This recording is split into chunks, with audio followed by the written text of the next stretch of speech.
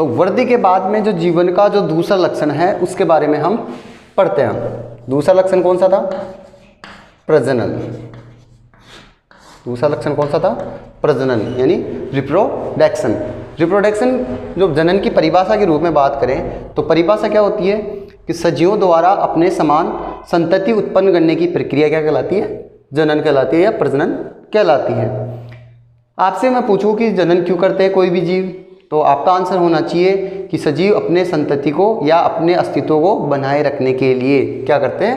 जनन करते हैं। या शॉर्ट में कहोगे कि अपने अस्तित्व को बनाए रखने के लिए जीव जनन करते हैं। तो प्रजनन किसे कहेंगे? सजीवों द्वारा अपने समान संतति उत्पन्न करने की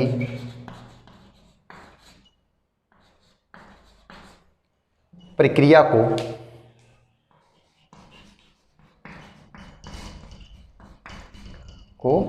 जनन कहते हैं, प्रजनन कहते हैं। प्रजनन करना सजीवों का कोई लक्षण नहीं होता कि जो सजीव होते हैं वो जनन का ये जो लक्षण है वो प्रदर्शित नहीं करते। क्या नहीं करते? निर्जीव यह लक्षण प्रदर्शित नहीं करते, प्रदर्शित नहीं करते। जैसे मेरे पास ये चौक है, ये निर्जीव है, ये ऐसा तो है नहीं कि अपने समान संतति उत्पन्न कर लेगा, निर्जीव है। कैसे पता चला? क्योंकि न तो ये वृद्धि कर रहा है, न शोषण कर रहा है, न कोशिका संगठन है इसका, न उपापचय क्रियाएं हो रही है इसकी, न चेतना है। तो ये क्रियाएं न होने के कारण इसको हमने क्या मान लिया? निर्जीव है ये। और ये क्या होती है कि निर्जीव तो जनन कर ही नहीं सकते क्योंकि ये अपने समान संतति उत्पन्न नहीं कर सकता, यानी ये अपने समान दूसरा चौक उत्पन्न नहीं कर सकता। जैसे टेबल है, कुर्सी है, ये सब क्या नहीं कर पाते? गाड़ी है, ये क्या नहीं कर पाती? अपने समान दूसरी जीव नहीं बना सकते, मतलब गाड़ी वगैरह नहीं बना सकते। लेकिन कुछ सजीव ऐसे होते हैं जो संतति उत्पन्न नहीं करते, फिर भी क्या है? वो सजीव हैं। उन कौन से हैं वो देखते हैं। कुछ सजीव ऐसे भी होते हैं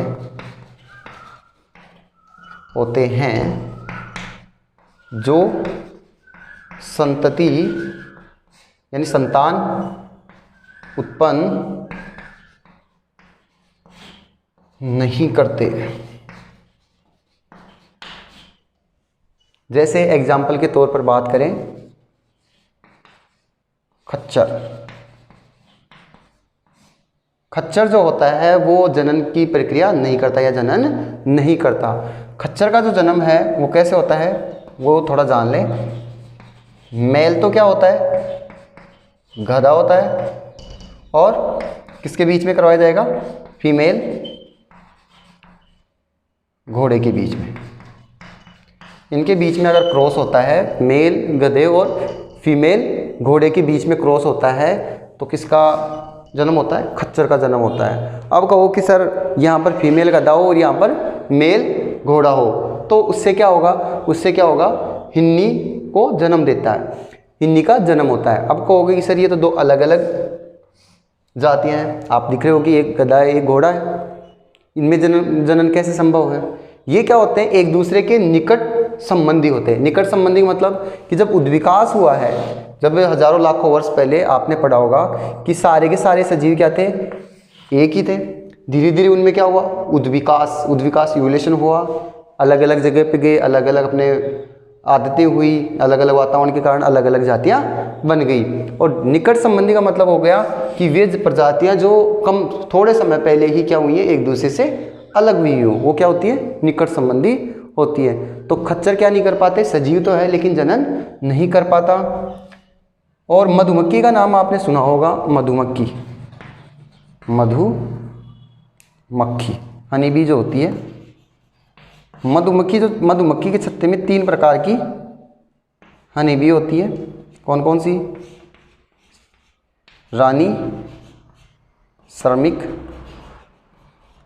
और नर, ये 3 होती हैं। रानी तो क्या करती है, अपने पूरे जीवन काल 4-5 साल 6-7 साल क्या करेंगी, अंडे देने का काम करती है।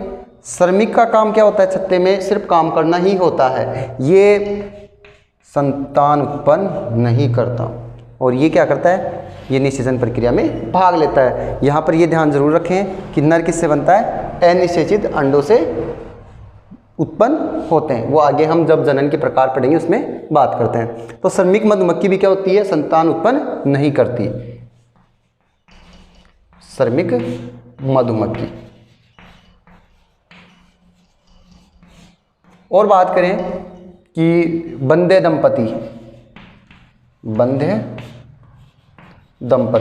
दंपति भी क्या नहीं कर पाते, अपने समान संतति उत्पन्न नहीं कर सकते। तभी तो बंधे हैं, ये भी नहीं कर पाते क्या, अपने समान संतति उत्पन्न नहीं कर सकते। तो इस प्रकार आपने जाना कुछ सजीव ऐसे भी होते हैं जो संतान उत्पन्न नहीं करते, फिर भी वो क्या है, सजीव। जैसे अब मैंने बताया खच्चर, श्रमिक मधुमक्खी और बंधे दंपति, ये क्या नहीं कर पाते, जनन नहीं कर पाते।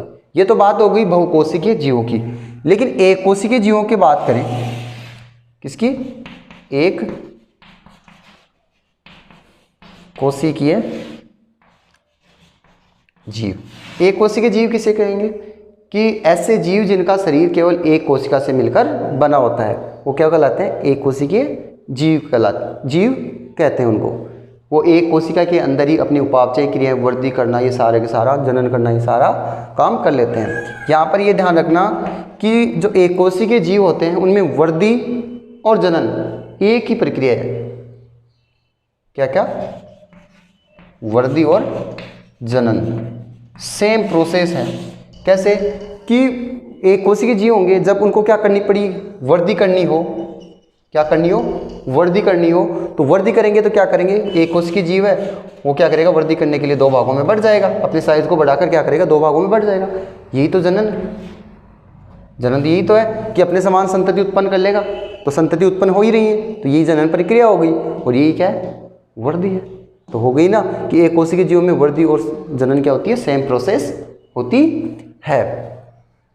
तो ध्यान रखना कि प्रजनन क्या है, निर्जीवों का लक्षण नहीं है, सिर्फ किसका है, सजीवों का। लेकिन इसमें सजीव भी क्या है, कुछ अपवाद हैं जो संतति उत्पन्न नहीं करते, जैसे खच्चर, श्रमिक मधुमक्खी और बंधे दंपति। इसलिए इनके अपवाद होने की वजह से ये भी क्या है, निर्धारक गुण नहीं होता है। तो वृद्धि और प्रजनन क्या नहीं होते, निर्धारक गुण नहीं होते हैं। इसके बाद में हम बात करें प्रजनन के प्रकार। प्रजनन के प्रकार 2 होते हैं, उनके बारे में हम पढ़ते हैं। तो प्रजनन 2 कौन कौन से होते हैं, लैंगिक और अलैंगिक जनन। प्रजनन 2 प्रकार का होता है, एक तो अलैंगिक एसेक्सुअल और एक होता है सेक्सुअल, लैंगिक जनन। अब बात करें कि लैंगिक जनन किसे कहते हैं, लैंगिक जनन और अलैंगिक जनन।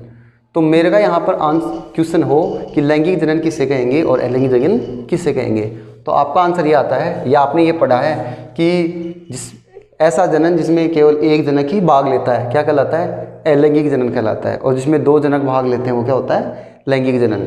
लेकिन ऐसा नहीं होता, ऐसी परिभाषा नहीं है। इसकी परिभाषा क्या है कि ऐसा जनन जिसमें अर्धसूत्री विभाजन होता हो, युग्मक निर्माण हो रहा हो और युग्मकों के बीच में क्या हो रहा हो, संलयन हो रहा हो। संलयन का मतलब निषेचन कर रहे हो, अपने आप को निषेचित कर रहे हो, तो वो प्रक्रिया क्या कहलाती है, ऐसा जनन क्या कहलाएगा, लैंगिक जनन कहलाता है। लैंगिक जनन के लिए क्या चाहिए, क्या क्या होता है, एक तो अर्धसूत्री विभाजन होता है, अर्धसूत्री विभाजन का मतलब जिसमें गुणसूत्र की संख्या आधी रह जाती है।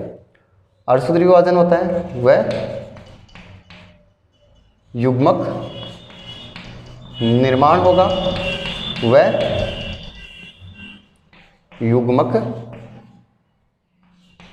संलयन होगा, संलयन या क्या बोल सकते हो आप, निषेचन। युग्मक संलयन या निषेचन की प्रक्रिया होती है, क्या कहलाता है, लैंगिक जनन कहलाता है। तो लैंगिक जनन की परिभाषा क्या बताओगे कि ऐसा जनन जिसमें अर्धसूत्री विभाजन, युग्मक निर्माण तथा युग्मकों के बीच में संलयन होता है, क्या कहलाता है? लैंगिक जनन। यहाँ पर जब युग्मकों का निर्माण होता है, युग्मक कैसे? या तो वर्षण, जंतुओं में बात करें तो वर्षण होंगे और अंडा से होगा, तो इनसे क्या बनेंगे? तो वो तो कैसे होते हैं? 2n होते हैं, द्विगुणित होते हैं। अब द्विगुणित है तो इनमें क्या होगा? अर्धसूत्री विभाजन होगा। अर्धसूत्री विभाजन क्या होगा कि इनको क्या कर देगा? आधा आधा कर देगा, क्योंकि अर्ध का मतलब आधा, सूत्री का मतलब गुणसूत्र, गुणसूत्रों की संख्या को क्या कर देता है? आधा आधा कर देता है। आधा आधा मतलब एक तरफ क्या बन जाएंगे? मेल गैमेट बनेंगे, मेल युग्मक, नर युग्मक बन जाएंगे एक तो, और क्या बनता है? फीमेल युग्मक। तो मैंने कहा था कि लैंगिक जनन में अर्धसूत्री विभाजन होगा, युग्मक भी बनेंगे और युग्मकों के बीच में क्या होगा? संलयन या क्या होगा? निषेचन होगा। और निषेचन के बाद में किसका निर्माण होता है? जाइगोट का, युग्मनज का, युग्मनज का निर्माण होगा, यानी किसका? जाइगोट का। और इस जाइगोट के द्वारा ही क्या बनता है? एम्ब्रियो का डेवलपमेंट होता है, भ्रूण का विकास होता है। तो लैंगिक जनन अब से ध्यान रखना, क्या बताओगे कि ऐसा जनन जिसमें अर्धसूत्री विभाजन, युग्मक निर्माण और युग्मक संलयन की प्रक्रिया हो रही हो। ऐसा नहीं है कि दो जीव भाग लेंगे, कोई ज़रूरी नहीं है। जैसे अर्थफॉर्म होता है, केचुआ जो होता है वो कैसा होता है? द्विलिंगी होता है, यानी उसमें नर भी उसी के अंदर है और मादा भी उसी के अंदर है। तो यहाँ पर दो जीव कहाँ है? दो जीव है तो नहीं। जैसे केचुआ अपवाद हो जाएगा इसका। केचुआ कैसा होता है? आपकी परिभाषा का तो अपवाद हो गया। केचुआ कैसा होता है? द्विलिंगी होता है, द्विलिंगी होता है। ठीक है, केचुए के शरीर के अंदर ही नर और मादा युग्मक का निर्माण हो जाता है, एक ही केचुए के अंदर। दूसरी ओर बात करें, जैसे फीताकर्मी होता है, क्या होता है? फीताकर्मी होता है। ये क्या है? फीताकर्मी, टीनिया सोलियम, फीता कर्मी। इस फीता कर्मी में भी क्या होता है? नर और मादा युग्मक क्या होते हैं? एक ही खंड में मौजूद होते हैं और आपस में संलयित होकर, फ्यूजिव होकर, निषेचित होकर क्या बना लेते हैं? एक नए ही जीव का निर्माण कर लेते हैं। ध्यान रखना, इस टीनिया सोलियम में या फीता कर्मी में जो पीछे के जो खंड होते हैं वही निषेचन की प्रक्रिया में भाग ले पाते हैं। आगे वाले क्या नहीं होते? परिपक्व नहीं होते, इसलिए ये जनन में भाग नहीं लेते हैं। तो इस प्रकार आप नहीं बताओगे कि लैंगिक जनन में दो जीव भाग लेते हैं, एक जीव के अंदर भी हो सकते हैं। ठीक है। अलैंगिक जनन में ध्यान रखना कि युग्मक निर्माण भी हो जाए लेकिन युग्मक संलयन नहीं होगा। अलैंगिक जनन में क्या नहीं होगा? युग्मक संलयन, यानी युग्मकों का निषेचन नहीं होगा। बिना निषेचन के ही क्या बन जाएंगे? नए जीव का निर्माण हो जाएगा। जैसे अलैंगिक जनन की कई विधियां हैं, जैसे मुकुलन, विखंडन, द्विविखंडन, बहुखंडन। ये क्या करेंगे कि शरीर को विभाजित करके ही जीव का निर्माण कर लेते हैं। जैसे यीस्ट होता है, यीस्ट के ऊपर क्या बन जाती है? बडिंग बन जाती है, मुकुल बन जाते हैं और ये बडिंग क्या करेंगी? अलग होकर एक नए जीव का निर्माण कर लेंगी। इसी प्रकार जो हाइड्रा होता है, हाइड्रा की बात करें, हाइड्रा क्या होता है? पानी में इस तरह आराम से रहता है। जैसे ही उसको भोजन का अनुभव होता है तो क्या करता है? इन भुजाओं के द्वारा पकड़ के क्या ले लेता है? मुख के अंदर वापस ले लेता है उसको खाने के लिए। ये क्या करता है? अगर इसको वर्धिकन्यु जनन करना हो तो ये अपने जो साइड वाला जो हिस्सा है वहाँ से क्या बनाएगा? एक मुकुल का निर्माण करेगा और ये मुकुल क्या करेगा? थोड़ा परिपक्व होने, मैच्योर होने के बाद में, परिपक्व होने के बाद में अलग होकर क्या बना लेगा? कंप्लीट प्लांट का निर्माण कर लेगा, पूरे पादप का निर्माण कर लेगा। कंप्लीट प्लांट का निर्माण या कंप्लीट ऑर्गेनिज्म का फॉर्मेशन कर लेगा। इसी प्रकार हम बात करें प्लुमेरिया की बात करें, प्लुमेरिया को जितने भी भागों में काट दो वो पूरा का पूरा शरीर जो भाग है, प्रत्येक खंड क्या कर लेगा? एक नए ही जीव का निर्माण कर लेगा। ये क्या है? प्लुमेरिया। तो यहाँ पर तो जनन तो हो रहा है नए नए भाग में, ये क्या कर रहा है, अपने भाग में हट रहा है, हटने के बाद में नए नए टुकड़े बन रहे हैं, नए नए टुकड़ों से क्या बन रहा है, एक नए जीव का निर्माण हो रहा है। इस प्रकार जो स्टार फिश होती है, तारा मछली होती है, वो भी अपनी भुजाएं कट जाती है तो वापस रिपेयर कर लेती है। दूसरी ओर जो छिपकली होती है वो भी अपनी पूंछ कटने के बाद में वापस उसको डेवलप कर लेती है। ठीक है, तो इस प्रकार जनन के दो प्रकार का होता है, लैंगिक जनन और अलैंगिक जनन। लैंगिक जनन में मुख्य ध्यान रखना कि इसमें युग्मक संलयन होता है, ये इसकी इंपॉर्टेंट बात है, और इसमें युग्मक संलयन नहीं होता। इसमें युग्मक संलयन के बाद में जाइगोट का निर्माण और इसमें डायरेक्टली भी हो सकता है। जैसे मैंने अभी बताया था कि मधुमक्खी होते हैं, मधुमक्खी में नर जो होता है वो किससे बनता है, अनिषेचित अंडों से, कि अंडे देते हैं, अंडे निषेचन की प्रक्रिया से पहले ही क्या बन जाते हैं, नर मक्खी बन जाता है। कि नर मक्खी मधुमक्खी किससे बनती है, अनिषेचित अंडों से। अनिषेचित अंडों से क्या बनता है, जो नर मक्खी है वो उसका निर्माण होता है। तो इस प्रकार आपने जनन के प्रकार और जो जीव किसे कहते हैं, इस वीडियो में हमने जीव किसे कहते हैं उसके बारे में, जीवन किसे कहते हैं उसके बारे में, और जीवन के या जीव के लक्षण कौन कौन से होते हैं, सजीव किसे कहेंगे उसके बारे में आपने पढ़ा। उनमें से 2 लक्षण तो आपने पढ़ लिए, वृद्धि और जनन। तो वृद्धि और जनन क्या होते थे, निर्धारक गुण नहीं होते, तो निर्धारक गुण जो नहीं थे उनके बारे में आज हमने पढ़ा। तो नेक्स्ट वीडियो में हम आगे जो उसके लक्षण बच रहे हैं वो करते हैं। आज के लिए इतना ही, थैंक यू।